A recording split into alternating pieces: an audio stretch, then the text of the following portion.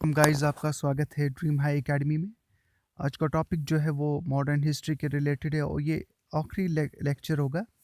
और इसके बाद हम फिर से जो खास तौर पर क्लास फोर्थ के लिए हमने रिवीजन स्टार्ट किया हुआ है, तो एक या 2 दिन के बाद हम रिवीजन स्टार्ट करेंगे क्लास फोर्थ के लिए। बाकी जो लेक्चर्स है खास तौर पर कंप्यूटर्स का, फाइनेंस और अकाउंट्स असिस्टेंट के लिए, सब इंस्पेक्टर के लिए, इंस्पेक्टर के लिए, जूनियर असिस्टेंट के लिए, जितने भी जहाँ पे भी कंप्यूटर्स की रिक्वायरमेंट होगी हमने वो लेक्चर्स ऑलरेडी अपलोड किए हुए हैं, तो आप वो देख सकते हो। और वक्तन फ़वक्तन हम वो अपलोड करते रहते हैं। जो भी अपडेट होगा वो हम आपको आप तक पहुँचाते हैं। जी हाँ, आज बात करेंगे हम कैबिनेट मिशन प्लान की, माउंट माउंट बैटन प्लान और इंडिपेंडेंस एक्ट प्लान की। उसके साथ साथ गवर्नर जनरल्स की जो सीरीज़ है, हम वो आज उसका भी लास्ट लेक्चर होगा। लॉर्ड लिलिथ गो और लॉर्ड वेवल के बारे में हम जानकारी लेंगे थोड़ी सी। जी हाँ, पहले पढ़ेंगे हम कैबिनेट मिशन प्लान। बहुत ही इंपॉर्टेंट प्लान है, बहुत ज़बरदस्त प्लान है। इसी से ही यहाँ पे तय होता है कि इंडिपेंडेंस या ट्रांसफ़र ऑफ पावर होगा कि नहीं। जी हाँ, एक बार फिर मैं आपसे ये कहूँगा कि क्लास फोर्थ के लिए हमने रिवीजन स्टार्ट किया हुआ है, तो आज या कल से हम एक बार फिर हम इनके लिए रिविजन्स लाएंगे और वन लाइनर क्वेश्चंस होंगे रिवीजन के लिए, बिल्कुल फ्री, बिल्कुल फ्री। जी हाँ, तो कैबिनेट मिशन प्लान कब आता है इंडिया में? 19 फ़रवरी 1946 में।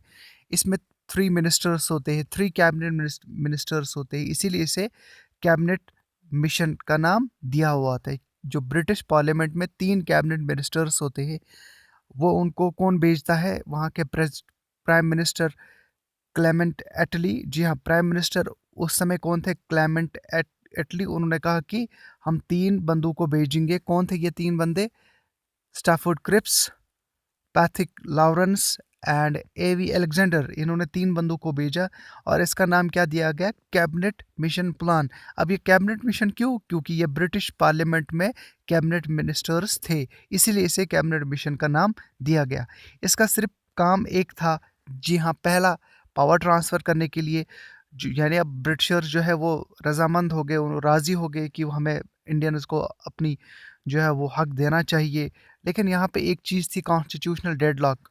कॉन्स्टिट्यूशनल डेडलॉक यहाँ पे ये था कि जो मुस्लिम लीग और इंडियन नेशनल कांग्रेस थे, उनके बीच में बात नहीं बनने वाली थी। बात ये कि मुस्लिम लीग जो सेपरेट टू नेशन थ्योरी पे था, मोहम्मद अली जिन्ना, उसके बाद जो इंडियन नेशनल कांग्रेस चाहता था कि नहीं हम साथ में रहेंगे। तो वो एक कभी कभार जो मुस्लिम लीग है उन्होंने कहा कि हमें सेपरेट नेशन चाहिए, पाकिस्तान चाहिए। जी हाँ, तो उसी पे ही उन्होंने आगे चले। तो उनका ये पहला क्या पॉइंट था कि पाकिस्तान डिमांड को उन्होंने रिजेक्ट किया। कैबिनेट मिशन ने, याद रखिएगा, कि पाकिस्तान डिमांड को रिजेक्ट किया। उन्होंने कहा कि आपको फुल फ्लेजेड पाकिस्तान नहीं मिलेगा। तो कैसे मिलेगा? ग्रुपिंग किया उन्होंने। जी हाँ, ग्रुपिंग किया, ए, बी एंड सी। अब ये ए, बी एंड सी का मतलब क्या है? यहाँ पे ग्रुपिंग करने का मतलब क्या है? यहाँ पे देखिएगा, ए में बॉम्बे रहेगा, मद्रास रहेंगे और सेंट्रल प्रोविंसेस रहेंगे। उसके साथ साथ बी में पंजाब रहेगा, सिंध रहेगा, नॉर्थ वेस्ट फ्रंटियर प्रोविंसेस रहेंगे और सी में बंगाल एंड आसाम रहेंगे। अब ये ग्रुपिंग उन्होंने कहा कि हम जियोग्राफिकली करेंगे। जियोग्राफिकली मतलब यहाँ पे आप ये समझो कि जहाँ पे मुस्लिम्स है वो मुस्लिम्स रहेंगे, जहाँ पे हिंदूज है हिंदूज रहेंगे। एक जियोग्राफिकली और जी हाँ, जियोग्राफिकली आगे बढ़ लेते हैं हम। कॉन्स्टिट्यूएंट असेंबली, अब यहाँ पे बात आती है कॉन्स्टिट्यूएंट असेंबली की। उन्होंने कहा कि हम अब कॉन्स्टिट्यूएंट असेंबली हमें यहाँ पे बनाना है। उसका काम क्या होता है? To frame constitution. जी हाँ, यहाँ से कॉन्स्टिट्यूशन ऑफ इंडिया बन लेता है और यही कॉन्स्टिट्यूशन ऑफ इंडिया बनाता है। ये जो कॉन्स्टिट्यूएंट असेंबली होगी, इनका काम क्या होगा? इनका सिर्फ काम होगा to work as an interim government.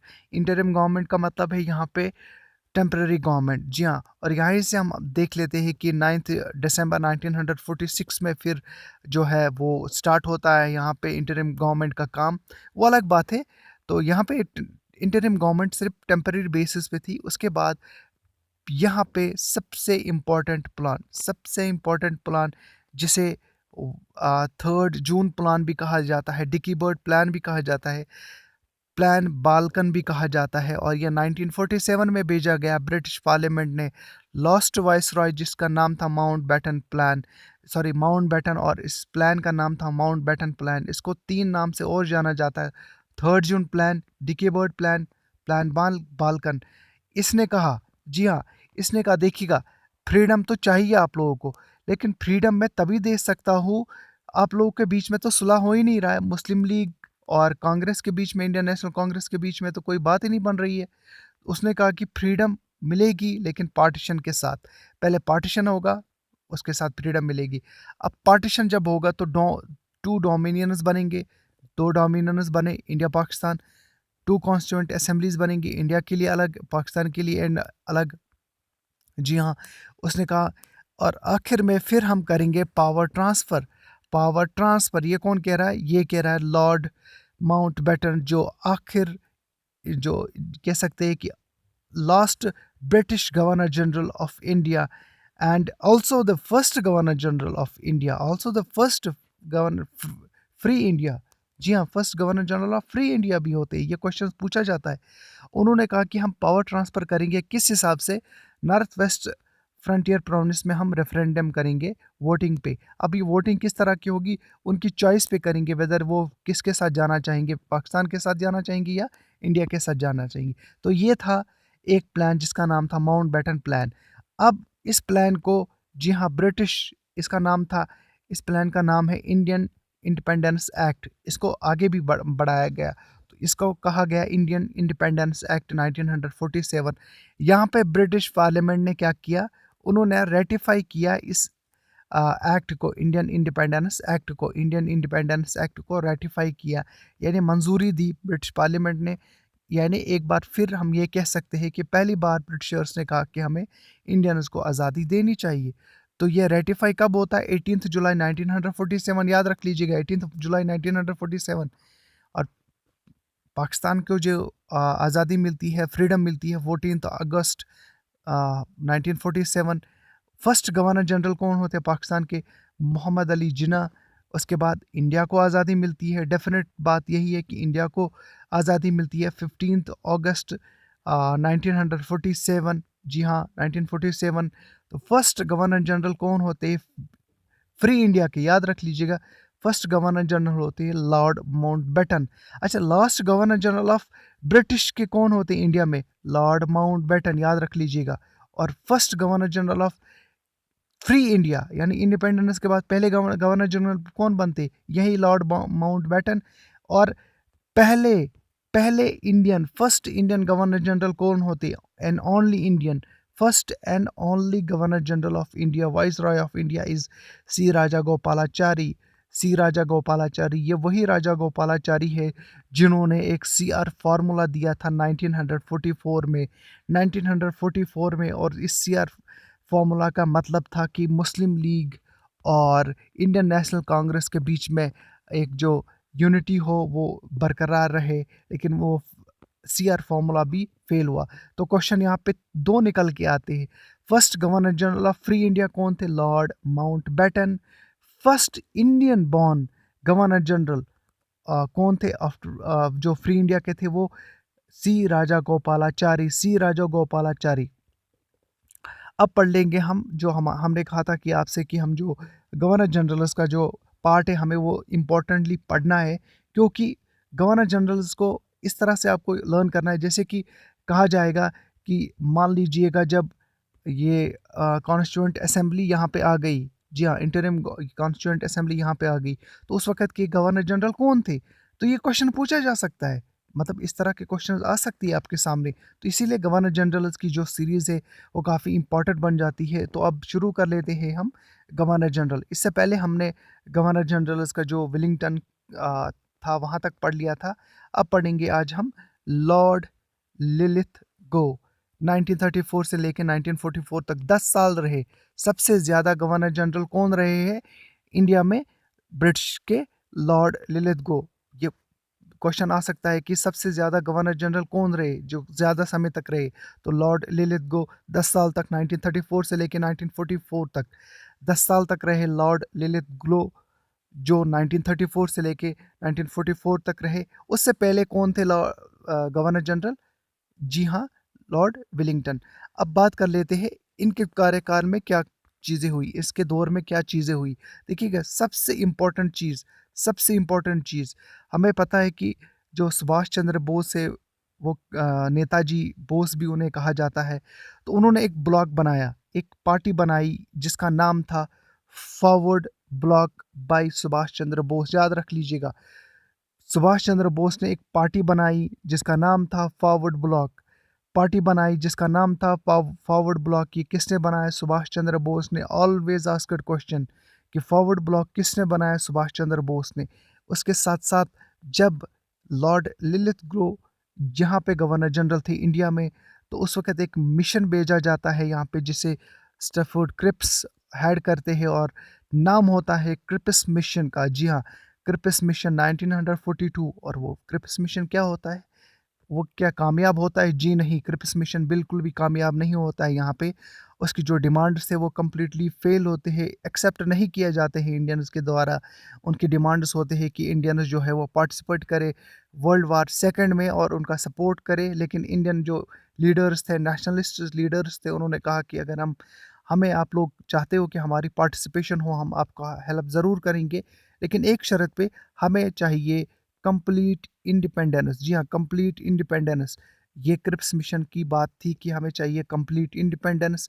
जो जी हाँ, जो क्रिप्स मिशन ने यानी ब्रिटिशर्स ने नहीं माना था, तो इसीलिए क्रिप्स मिशन जो है वो फेल हुआ था। इसी पॉइंट पर इंडियन नेशनल लीडर्स ने कहा कि हमें कंप्लीट इंडिपेंडेंस दे दो। यहाँ पे ये चाहते थे, जो क्रिप्स मिशन आया था यहाँ पे, सर स्टफोर्ड क्रिप्स, वो चाहता था कि जो इंडियंस है वो पार्टिसिपेट करेंगे और साथ देंगे ब्रिटिशर्स का वर्ल्ड वार सेकंड में। क्योंकि वर्ल्ड वार सेकंड में जापान जो है वो काफ़ी पावरफुल बन रहा था और हर जगह पे ब्रिटिशर्स को हरा रहा था।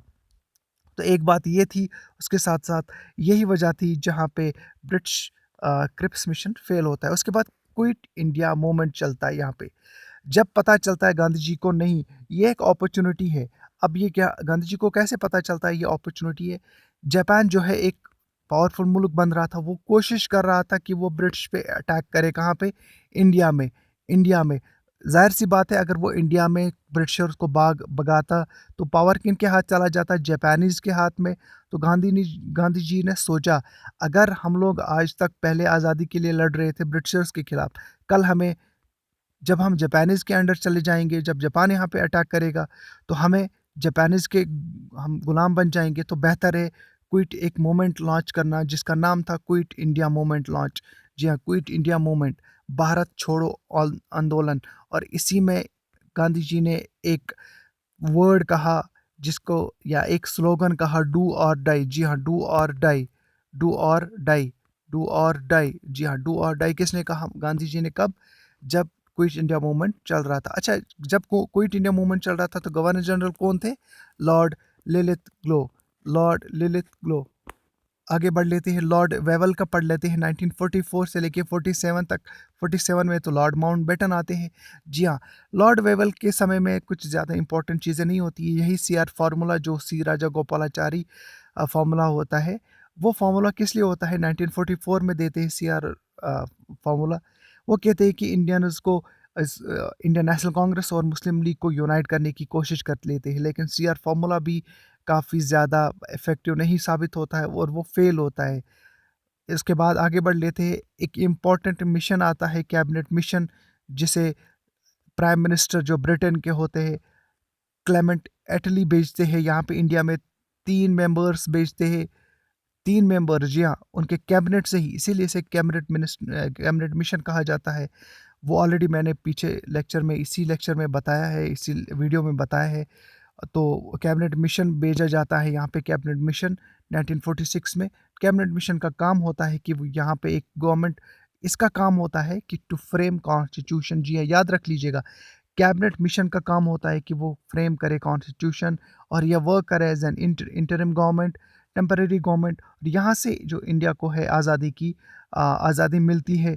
तो एक बात यहाँ पे सामने आती है, आप हमारे चैनल पे आते हो, ज़रूर, थैंक यू वेरी मच। आप लाइक भी कीजिएगा, शेयर भी कीजिएगा और कमेंट भी कीजिएगा कि किस तरह से आपको वीडियो पसंद आते हैं।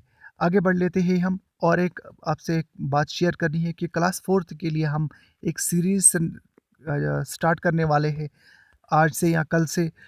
वन लाइनर क्वेश्चंस हम उनके लिए स्टार्ट करेंगे और पूरा सिलेबस उसमें कवर होगा। जनरल स्टडीज़ की बात कर रहे हैं हम लोग, जनरल स्टडीज़ की बात कर रहे हैं। तो thank you guys very much. Thank you.